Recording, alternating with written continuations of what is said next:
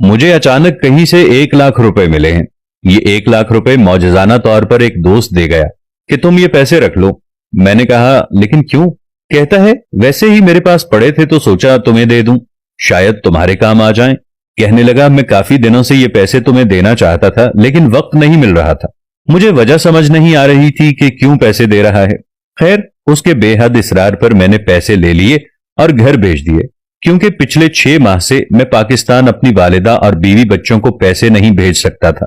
पैसे भेजने के बाद अम्मी को फोन किया ये बताने के लिए कि आपको 1 लाख रुपए भेजे हैं, 2 दिन तक बैंक से ले आएं। ये सुनकर वालिदा ने ज़ारो कतार रोना शुरू कर दिया। मैंने पूछा अम्मी जी क्या हुआ? फोन पर सिसकियों की आवाज सुनकर परेशान हो गया। फिर पूछा अम्मी जान क्या हो गया?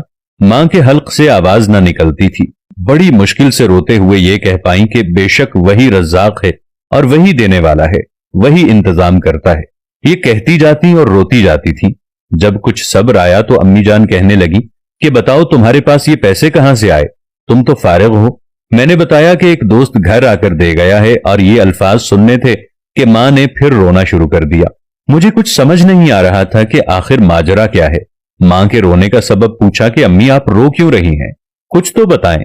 तो कहने लगी कि 15 दिन पहले मस्जिद से चंद लोग आए थे कि मस्जिद की तामीर में कुछ हिस्सा डालें। मैंने 1000 देने का वादा कर लिया था लेकिन पैसों का इंतजाम नहीं हो रहा था। घर में तकरीबन फाके चल रहे थे, लेकिन मैंने नीयत की थी कि जो भी हो जाए 1000 मस्जिद की तामीर में लाजमी देना है।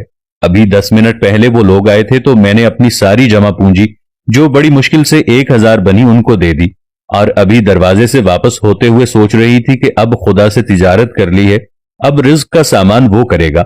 और 10 मिनट भी नहीं गुजरे कि तुम्हारा फोन आ गया कि 1 लाख रुपए भेजे हैं। अम्मी रोती जाती थी और कहती जा रही थी कि बेशक खुदा की राह में देने वालों को वो और बढ़ा कर देता है। और इस वाकये ने मेरा तवक्कुल और बढ़ा दिया कि खुदा कैसे रिज्क का सामान करता है, किसी के आगे हाथ नहीं फैलाने देता।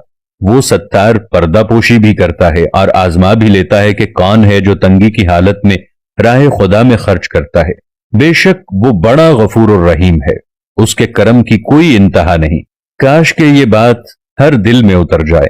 ख्वाहिश सिर्फ इतनी है कि कुछ अल्फाज ऐसे हों जिससे कोई गुमराही के रास्ते पर जाते जाते रुक जाए, ना भी रुके तो सोच में जरूर पड़ जाए कि अल्लाह की राह में देने से मुझे बहुत ज्यादा मिलेगा। अल्लाह से दुआ है कि तमाम देखने वालों को नेकी करने की तौफीक अता फरमाए और हमारा खातिमा ईमान पर फरमाए। आमीन सुम्मा आमीन। इस्लाम दीन फितरत है। बनज़र गायर देखा जाए तो रूहानियत का सरचश्मा होने के साथ साथ ये हमारी मादी फलाह और बदनी सेहत के लिए भी एक बेहतरीन और मुकम्मल ज़ाबिता हयात है। इस पर अमल पैरा होने से न सिर्फ हम अखलाकी और रूहानी और सियासी और माशी जिंदगी में उरूज हासिल कर सकते हैं, बल्कि जिस्मानी सतह पर सेहत और तवानाई की दौलत से भी बहरावर हो सकते हैं। कुरान मजीद का लफ्ज लफ्ज हकायक पर मबनी है और अपने अंदर मानी की लातादाद वुसअत रखता है, ताहम इनके मुशाहिदे के लिए इल्म और दानिश की जरूरत है।